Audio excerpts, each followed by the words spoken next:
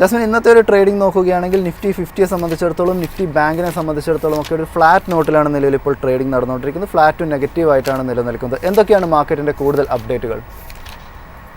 നിഖിൽ സൂചിപ്പിച്ചതുപോലെ തന്നെ ഒരു ഫ്ലാറ്റ് ടു നെഗറ്റീവ് നോട്ടിലുള്ള ഒരു ട്രേഡിംഗ് ആണ് ഇന്നൊരു എക്സ്പയറി ദിനത്തിൽ നിഫ്റ്റി 50യിൽ നമുക്ക് കാണാൻ സാധിക്കുന്നത്. കഴിഞ്ഞ ദിവസത്തെ അപേക്ഷിച്ച് പ്രധാനപ്പെട്ട ബെഞ്ച്മാർക്ക് ഇൻഡെക്സുകളിലൊക്കെ തന്നെ നമുക്കൊരു സെല്ലിംഗ് പ്രഷർ ഇന്നത്തെ ഈ ഒരു ആദ്യത്തെ മിനിറ്റിൽ തന്നെ പ്രകടമാകുന്നു എന്ന് വേണം പറയാനായിട്ട്. നിഫ്റ്റി 50 0.5% നിൽക്കുന്ന ഒരു ഇടിവ് രേഖപ്പെടുത്തുന്ന സമയത്ത് ബാങ്ക് നിഫ്റ്റിയിലും നമുക്ക് സമാനമായിട്ടുള്ള ഒരു ഇടിവ് തന്നെയാണ് കാണുന്നത്. 126 പോയിന്റുകളുടെ ഒരു ഇടിവിലേക്കാണ് നിഫ്റ്റി ബാങ്ക് ഇൻഡെക്സ് നീങ്ങിയിരിക്കുന്നത്. എഗെയിൻ ഫിനിഫ്റ്റിയിലേക്ക് വരുന്ന സമയത്ത് ഒരു ഫ്ലാറ്റ് ടു നെഗറ്റീവ് നോട്ടിലുള്ള ഒരു ട്രേഡിംഗ് കാണുകയാണ്.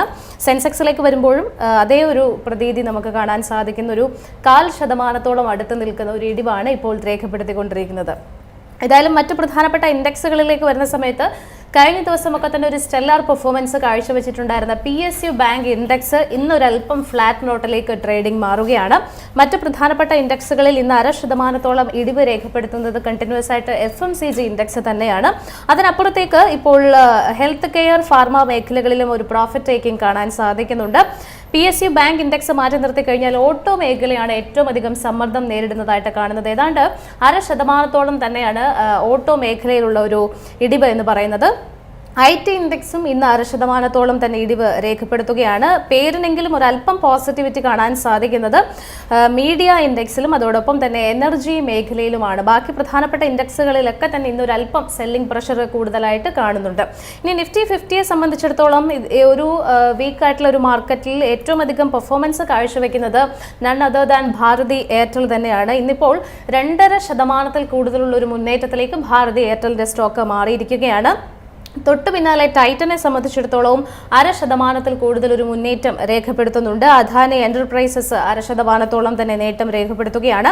ശ്രീറാം ഫിനാൻസിന്റെ നേട്ടം ഇന്നും തുടരുന്നു. ഇന്നലെ ടോപ്പ് ഗെയിനർ ആയിരുന്നു. 6% കൂടുതൽ നേട്ടം രേഖപ്പെടുത്തിയിട്ടുള്ള ഒരു സ്റ്റോക്കാണ്. ക്വാർട്ടർലി നമ്പേഴ്സിന് ശേഷം ഇന്നും ആ ഒരു ട്രെൻഡ് കണ്ടിന്യൂ ചെയ്യുന്നു എന്ന് വേണം കരുതാനായിട്ട്. ഇതിനപ്പുറത്തേക്ക് കോൾ ഇന്ത്യ, HDFC ലൈഫ് തുടങ്ങിയ സ്റ്റോക്കുകളിൽ ഒരു മുന്നേറ്റമുണ്ട്. On the other side Power Grid ആണ് ഏറ്റവും അധികം ഇടിവ് രേഖപ്പെടുത്തുന്നത്. 2.5% ഇടിവിലേക്ക് നീങ്ങിയിരിക്കുന്നു.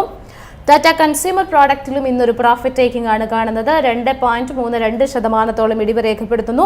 എറ്റേണലിലേക്ക് വന്നാലും സൊമാറ്റോയുടെ ഓഹരികൾ 1.5% ഒരു ഇടിവിലേക്ക് നീങ്ങുകയാണ്.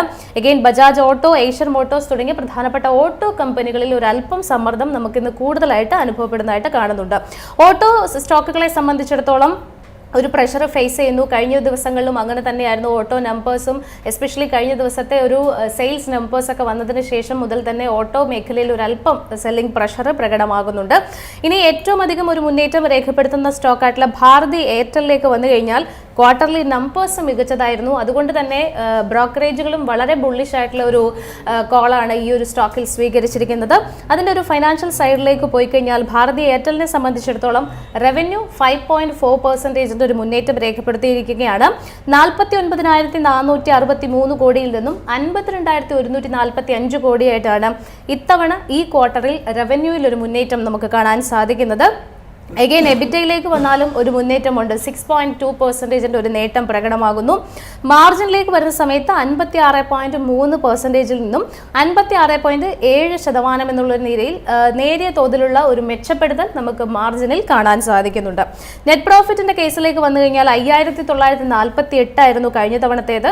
അത് ഇത്തവണ ഏകദേശം 14.2% മുന്നേറ്റത്തോടു കൂടി 6,792 കോടി എന്നുള്ളൊരു നിലയിലേക്ക് എത്തിയിരിക്കുകയാണ്. നമ്മൾ നേരത്തെ പറഞ്ഞതുപോലെ തന്നെ ബ്രോക്കറേജുകളും ഈ ഒരു സ്റ്റോക്കിൽ വളരെ ബുള്ളിഷായിട്ടാണ് ഇപ്പോൾ കോൾ സ്വീകരിച്ചിരിക്കുന്നത്. CLSയെ സംബന്ധിച്ചിടത്തോളം ഒരു ഔട്ട് പെർഫോം റേറ്റിംഗ് നൽകിയിരിക്കുകയാണ്. നിലവിൽ ഈ ഒരു സ്റ്റോക്ക് ട്രേഡ് ചെയ്യുന്ന ലെവൽ പരിശോധിച്ചു കഴിഞ്ഞാൽ അവിടെ നിന്നും 2,500 രൂപയും മറികടന്ന് 2,285 രൂപയും മറികടക്കാനുള്ള ഒരു സാധ്യതയാണ് ടാർഗറ്റായിട്ട് നൽകുന്നത്. എഗെയിൻ ജെഫ്രീസിലേക്ക് വരുമ്പോഴും വീണ്ടും ഒരു ബൈക്കോൾ ആവർത്തിച്ചിരിക്കുന്നു.